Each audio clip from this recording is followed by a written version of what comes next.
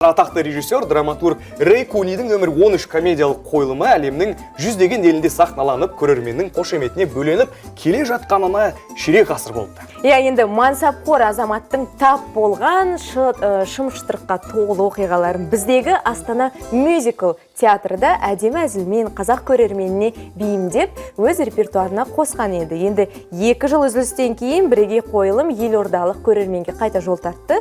Ұжымның парқын әдеттегідей Нәзіркен Бұрхан көріп қайтты. Тамашалайық.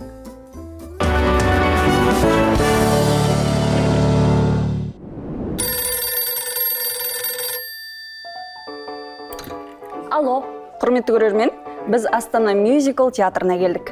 Ағылшын драматургы Рэй Кунидің ғана емес, бүкіл Лондон театр қоржынының ең үздік шығармасы нөмір 13 комедиясын тамашалауға келдік. 2016 жылы Орта Азиядағы тұңғыш мюзикл театры болып ашылған бұл ұжымның жаста болса Еуропаның бірнеше қаласын гастрольдік сапармен аралап өткенін білеміз. Және бүгінгі комедия кезекті рет аншлагын жинайын деп тұр екен. Көрейік. Театрымызға қош келдіңіздер.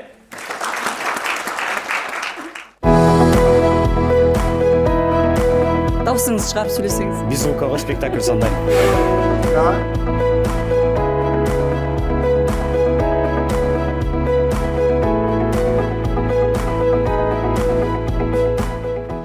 Біз енді мюзикл театр болғаннан кейін таза драма қылмай, таза комедия қылмай, бұны кішігірім музыкалық бір сондай эпизодтарды қосуға тырыстық. Режиссер не айтады, соны ғана жасаймыз. Не деп айтты сонда? Рони деген өзі сондай Рокер ма? Иә, қатыгез сондай образ. Жақсы, алдымен саған жауап береді. Сосын маған жауап береді. Оншаға еттің жанынан көріп естіріп, иығыға соның бәрін ескертті. I love you, baby. Бүгін мен бірінші шығайын деп тұрмын, неге? Родыға.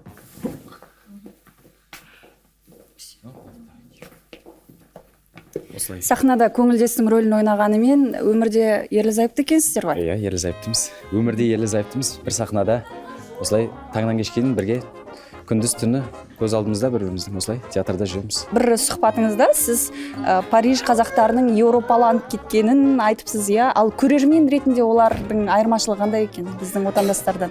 Көрермен ретінде ешқандай қатты бір айырмашылығы жоқ. Көп нәрсе боқтық деген жаңағы шешіну деген бізге енді қанша дегенмен мәдениет дегенді бар ғой, сонда да қатты анайы көрсетілмейді да ол нәрселер. Сол жағынан біздің ерекшелігіміз өте жақсы нәрсе, ол біздің ерекшелігімізбен мен мақтанамын.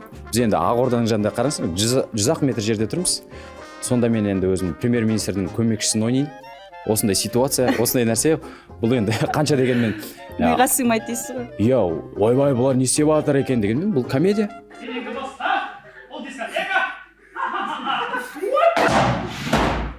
Колумбия университетін, Нью-Йорк фильм академиясын бітірген мықты мамандар қайда десеңіздер, міне Ислам Нұртазин. Сіз өзіңіз байқадыңыз ба, байқамадыңыз ба білмеймін, бірақ бұл пьесаның авторы Рэй Куни, театрда режиссер, көркемдік жетекші, кинода актер, дәл сіз сияқты. Және 2 баласы бар екен оның да. Енді солай болады. Және 50-ден астам спектакль қойыпты. Сіздің оған жетем дегенше қанша спектакль қоюыңыз керек шамамен? 50 спектакль деген ол ондай көп емес, шыны керек, өйткені бүгінде мен 20-дан астам енді қойылымдар қойдық. Ол қандай спектакль, қандай деңгейде? Әрине, сол мистер Рэй Кунидің деңгейінде қойылатын болса, автор болғаннан кейін, актер болғаннан кейін. Әрине, ол әлемдік деңгейге шығу біздің де арманымыз. Тойда жаңағы шәугімнің ішіне арақ құйып тасып жүреді ғой, ондай емес, бізде керісінше мынаның ішіне жаңағы шай құйып тасып жүреміз, иә. Осы декорациялардың осы жаңағы егер керек десеңіздер көрсетейін, мында шкаф, жаңағы бұл шкафтың жаңағы ерекшелігі.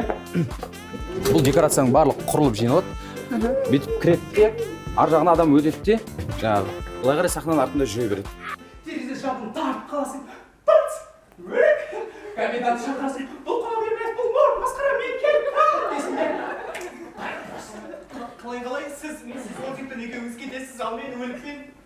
The scene starts to crumble to the sound of the drums. Oh boy, there ain't no need to buy that diamond ring. It ain't no big thing, just show her a little I'll swing. Олай аунатты, былай аунатты, анда салды, мында салды. Ауырған жоқ па денеңіз? Жоқ, ешқандай жерім ауырған. Бәрі жақсы. Бүгін шын айтсам бізде деген рөлді 3 адам водқа кіріп жатыр да.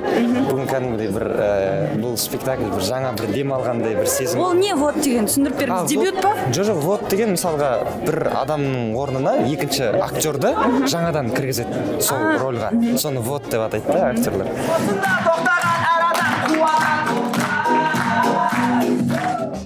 өзі жетек персонаж бар, соны Қалай көңіліңізден шықты ма? сол.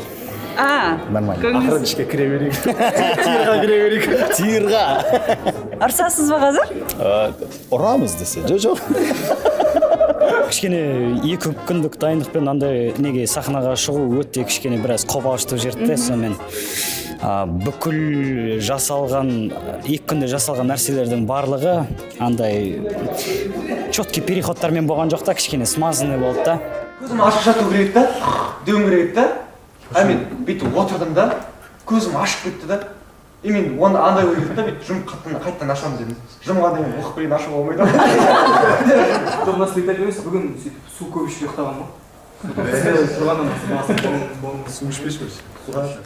Мінсіздікке ұмтылудың өнерді алға жылжытатынын, дамытатынын, оның аясын кеңейте түсетінін білемін әрине, бірақ дәл мұндай өздеріне өздері сыни көзбен қарайтын, көңілдері толмайтын ұжымды бірінші рет көріп тұрмын. Әлде мен сахна сыртындағы өмірді толығымен білмеймін бе? Кім біледі? Маған ұнады. Театрға шақырамын сіздерді.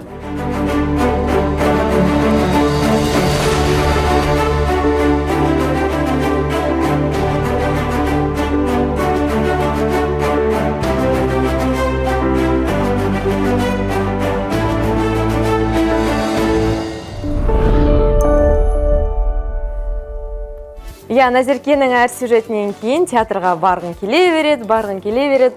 Назерке, саған ерекше алғысымызды айтамыз. Сіздер бара беріңіздер де, бара беріңіздер.